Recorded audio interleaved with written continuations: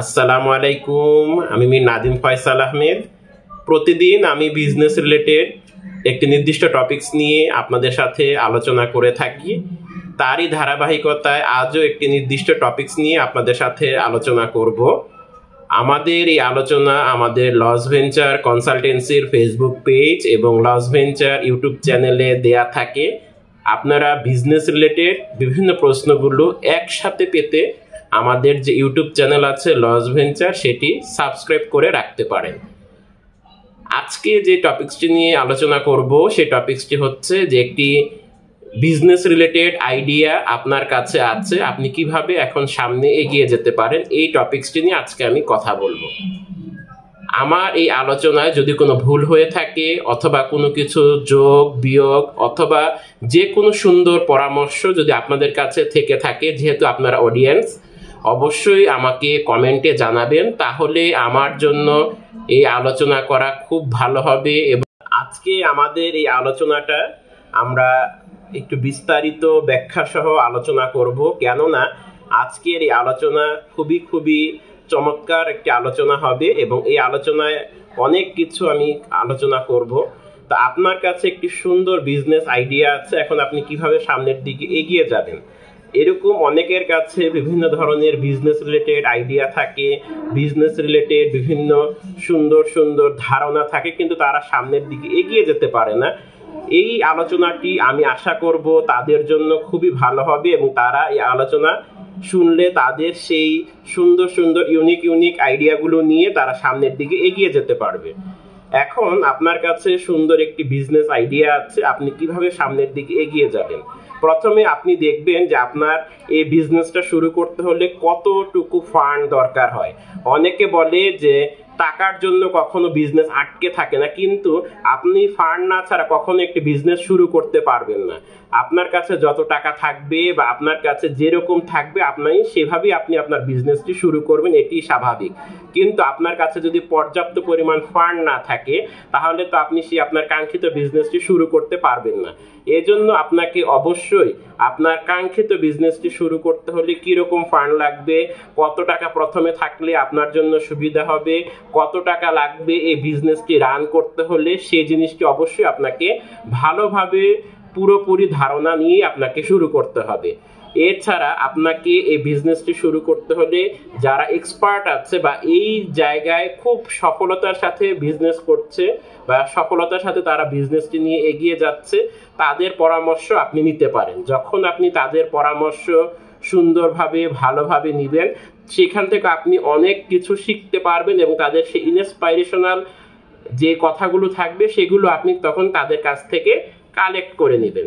তারপরে হচ্ছে আপনি অল্প করে শুরু করবেন। আপনার যে বিজনেস আইডিয়াটি নিয়ে বা আপনার যে আইডিয়াটা আছে, সেই আইডিয়াটা বিজনেসে কীরকম হতে পারে বা বিজনেসটি কীরকম হবে বা আদৌ কোনো লাভ হবে কিনা বা সেখান থেকে কোনো প্রফিট জেনারেট করতে পারবেন কিনা, সেই জিনিসটি যাচাই করার জন্য অবশ্যই আপনি অল্প করে আপনার বিজনেসটি আপনি শুরু করে দেখতে পারেন। এতে হবে কি, আপনার কাছে একটু ধারণা থাকবে যে হ্যাঁ, আমি এই পরিমাণ ইনভেস্ট করেছিলাম, এই পরিমাণ ইনভেস্ট নিয়ে আমি এই টাকা দিয়ে আমি এই বিজনেসটি শুরু করেছিলাম, আমাকে এরকম রিটার্ন এসেছে আমার কাছে। তাহলে একটি বড় ইনভেস্টমেন্ট যখন আপনি করবেন বা বড় ইনভেস্টমেন্ট যখন আপনার থাকবে, তখন আপনি সেইভাবে সুন্দর করে সামনের দিকে এগিয়ে যেতে পারবেন। এজন্য আপনি যখন ছোট করে ইনভেস্টমেন্ট নিয়ে আপনি আপনার বিজনেসটি রান করা শুরু করবেন বা আপনি যখন এগিয়ে যাবেন, দেন আপনার কাছে তখন সেটি ভালো হবে। তারপরে হচ্ছে আপনি এই যে অল্প করে শুরু করলেন, তারপর আপনি একটি এক্সপেরিমেন্ট চালাবেন। এই এক্সপেরিমেন্ট চালাতে গেলে অনেক সময় অনেকেই সাহস করে সামনের দিকে এগিয়ে যায় না, কিন্তু আপনি যদি এক্সপেরিমেন্টটা সুন্দর করে সাহসিকতার সাথে এগিয়ে যেতে পারেন, তাহলে এখান থেকে অনেকগুলো ফিডব্যাক আপনি পাবেন, অনেকগুলো রেজাল্ট আপনার কাছে চলে আসবে। অনেকে আছি আমরা যে রিসার্চ না করে বিজনেস নিয়ে আমরা অনেক কথা বলি বা বিজনেস নিয়ে আমরা অনেক চিন্তা করি বা বিজনেস নিয়ে আমরা শুরু করব, এত টাকা ইনকাম হবে বা এত টাকা আমরা আয় করব, এটার এতজন কাস্টমার আছে, ইত্যাদি অনেক কথা বলে। কিন্তু আপনি যদি রিসার্চ করে থাকেন, হয়তো 100% আপনার কাছে ডেটা না থাকলেও মিনিমাম হলো আপনাকে 90% ডেটা বা 80% ডেটা অবশ্যই আপনার কাছে থাকবে। তখন আপনি সেইভাবে আপনি উদ্যোগ নিতে পারবেন। এরপরে হচ্ছে রেভিনিউ হয় কিনা। যখন আপনি অল্প করে শুরু করবেন আপনার বিজনেসটি, তখনই আপনি দেখতে পারবেন যে সেখানে রেভিনিউ হয় কিনা, বা রেভিনিউ আদৌ জেনারেট হচ্ছে কিনা, বা কোনো ইনকাম হচ্ছে কিনা। এই জিনিসটা অবশ্যই আপনাকে তখন সুন্দরভাবে আপনার কাছে এই ডাটাটা চলে আসবে।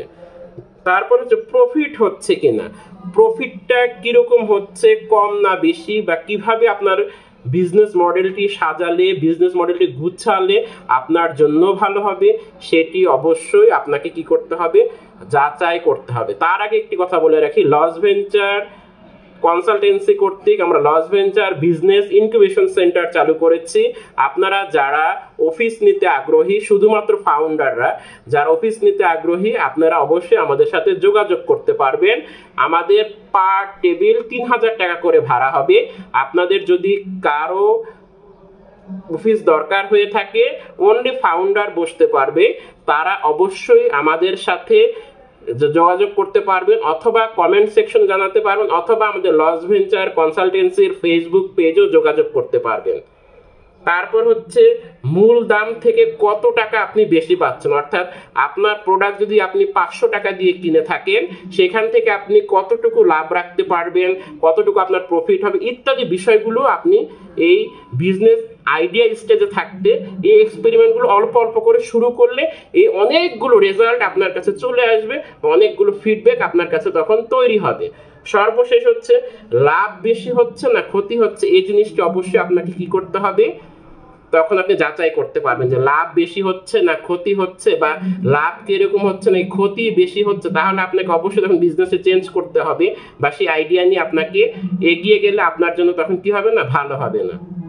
তাহলে এই যে আমি কতগুলো ধাপ বললাম, যে যাদের বিজনেসটা আইডিয়া স্টেজে আছে তারা কিভাবে শুরু করবে, তাহলে এই ধাপগুলো তখন আপনাদের কাছে কি হবে, তখন ক্লিয়ার হয়ে যাবে।